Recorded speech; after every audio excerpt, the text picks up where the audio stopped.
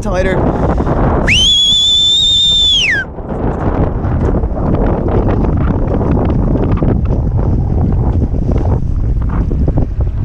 Up.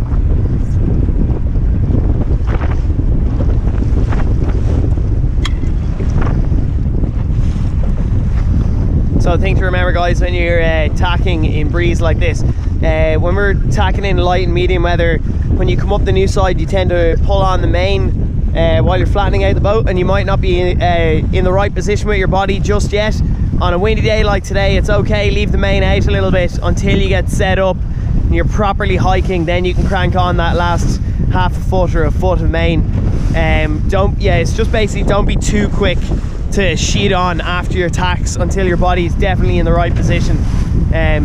Just notice it, especially in this kind of choppy waves and gusts are coming in left, right and centre.